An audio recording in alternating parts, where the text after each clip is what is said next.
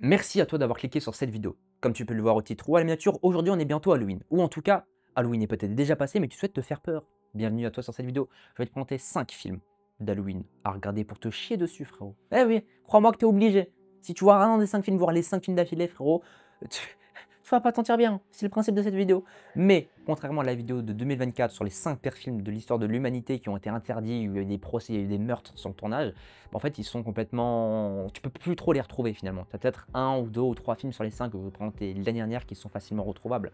Cette fois-ci, je vous présente 5 films. C'est pas forcément les films plus hardcore, mais c'est des films où tu vas bien te chier dessus, frérot, qui vont bien être ambiance, où c'est un peu 5 styles différents et qui sont cette fois disponibles sur des plateformes de streaming comme Canal+, Prime Video, Netflix ou alors gratuitement sur Arte TV ou France TV. Bref, c'est 5 films que tu vas pouvoir regarder directement avec tes potes ou tout seul en te chiant dessus, frérot. Bref, bon visionnage à toi. Bref, sans plus de discussion, on va commencer littéralement ce top 5 avec His House, qui est disponible sur Netflix. C'est un peu un genre entre horreur psychologique, un peu drame social. Ça dure 1h33, donc assez court, assez intense. Du réalisateur Rémi Wix. J'en reparlerai plus tard. Parce que ce réalisateur, il est assez intéressant. C'était son premier long métrage. Mais juste avant, ça parle de quoi? Quel est le synopsis? Je vais vous répondre dès maintenant. Ball et Rial sont deux réfugiés sud-soudanais qui ont tout perdu en fuyant la guerre. Après une traversée traumatisante, ils obtiennent l'asile au Royaume-Uni et se voient attribuer une maison délabrée dans une banlieue plus ou moins grise. Bref. Mais dès la première nuit, en fait, il va commencer à se passer des bruits un peu étranges qu'ils vont entendre. Ils vont se dire, ah, c'est bizarre, il y a des ombres aussi qui passent, un peu comme si c'était à travers les murs. Et peu à peu, en fait, c'est plus seulement la maison qui semble hantée, c'est un peu tout leur passé qui revient frapper à cette porte. Entre culpabilité, mémoire et fantôme, His House parle autant de la peur de l'inconnu que du poids de la survie. Et en gros, pourquoi ça fait peur?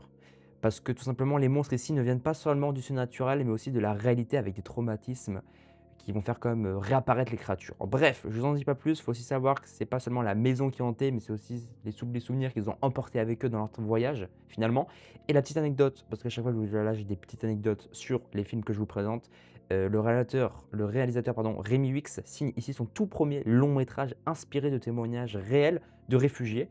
Et le film a remporté tout simplement le BAFTA du meilleur réalisateur débutant et a été produit par Netflix. Donc il est disponible gratuitement si vous avez l'abonnement Netflix. Bien sûr, on passe directement au top 4 pour un autre style. On enchaîne avec le top 4 qui est Hérétique, un peu un genre entre thriller psychologique, huis clos religieux, qui dure 1h50. Cette fois-ci un peu plus long, un peu plus intense, un peu plus métaphorique aussi.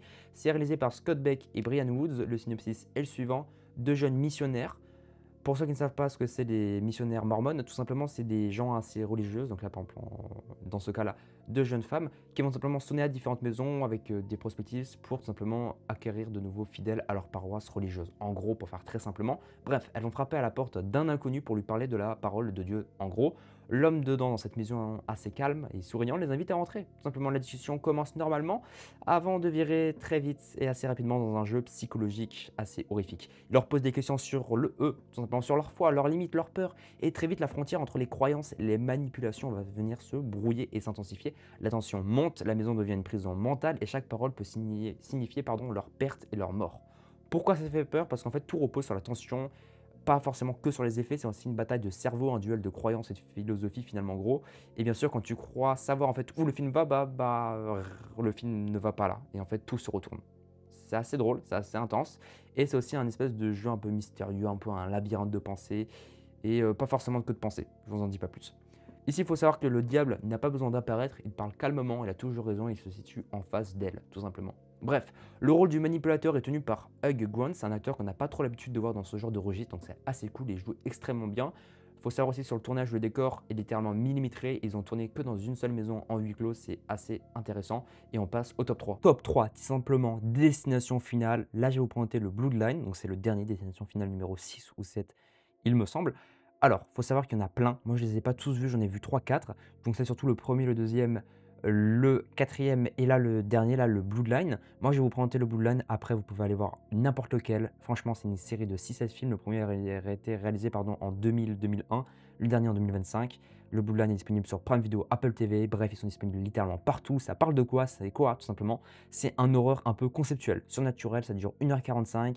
C'est réalisé le dernier en tout cas par Zach Lipovski et Adam Bechstein.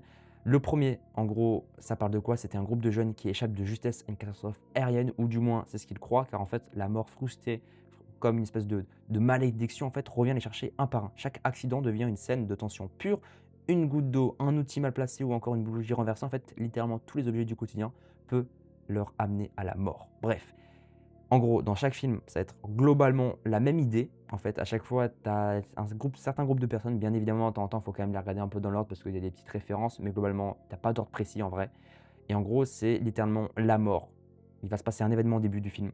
Certains vont tout simplement réussir à soit prévoir, soit ils vont éviter de justesse à la mort. Et en fait, pendant tout le film, la malédiction va revenir vers eux. Je vous en dis pas plus, mais c'est assez intéressant parce qu'en fait, on sait qu'ils vont mourir. Vraiment, ça nous l'est dit, on nous le dit, mais on ne sait pas comment. Et du coup, tout le film, tu es un peu sous tension et tu regardes un peu chaque. En fait, le film te brain. Le film te fait croire qu'ils vont mourir comme ci ou comme ça. Et en fait, ils ne meurent pas par ça, mais ils vont mourir par des trucs qui vont tout simplement, tu vas sursauter. Tu es obligé de te chier dessus. Il n'y a pas d'autre option. J'ai pas trop envie de vous en parler sur le Boudan pour pas trop vous spoil, mais en tout cas, allez voir un des destinations finales avec vos potes, faites le mec ou la personne, la meuf qui a le moins peur. Je pense que ça peut être très très drôle pour Halloween ou pour une soirée entre potes, entre meufs, en petit pyjama tranquille, frérot, t'es tranquille. Et le premier qui a peur, pardon, il a perdu. Bref, là vraiment, celui-là, je vous conseille si jamais vous êtes plusieurs à regarder, c'est assez drôle.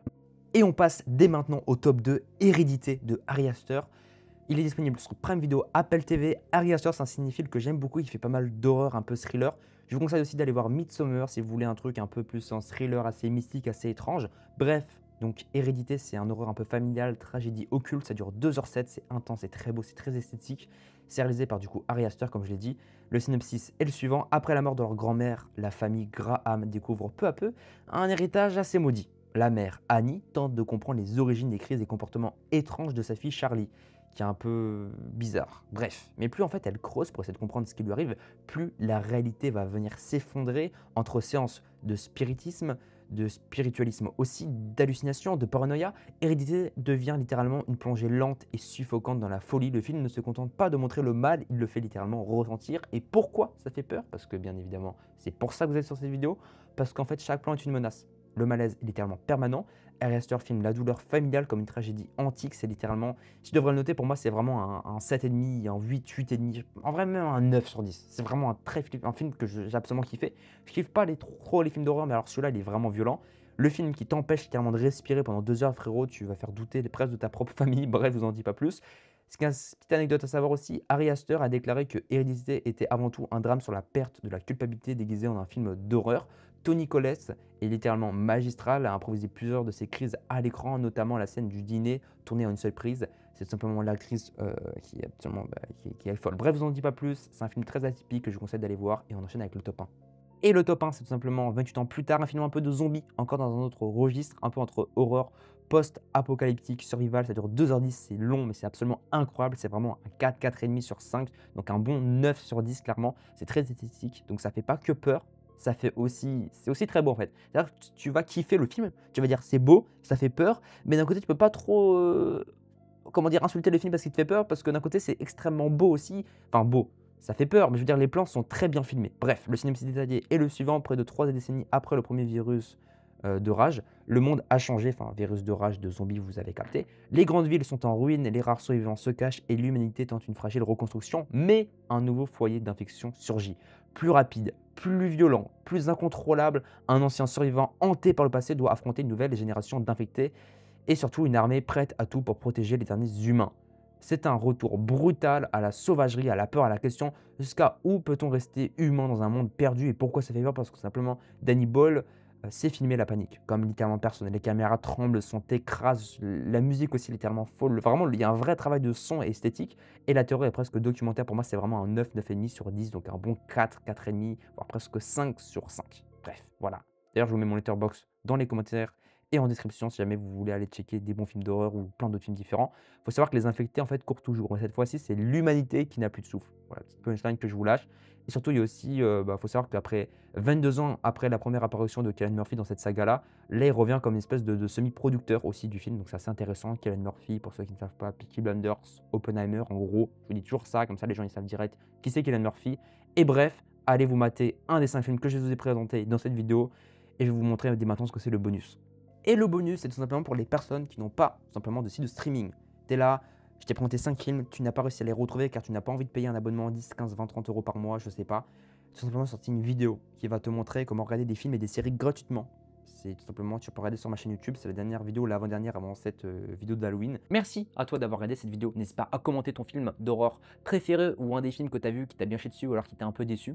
Bien sûr, donne-moi ton avis. Tu peux aussi t'abonner à cette chaîne Movie.net et faire une communauté de cinéphiles, de cinéastes, de gens qui s'intéressent au cinéma, qui veulent voir des top 10, comment regarder des films gratuitement, parce que oui, je vous montre aussi des films et des séries gratuitement qui sont sur plein de sites disponibles, qui sont légales en France et dans la francophonie. Tu peux aussi voir des enquêtes, tu peux aussi voir des interviews, des vlogs au Festival de Cannes ou au Festival de Deauville, et je vous sors plein de vidéos différentes, mais avec toujours une idée commune qui est le cinéma, parce qu'on kiffe le cinéma. Bref, peace.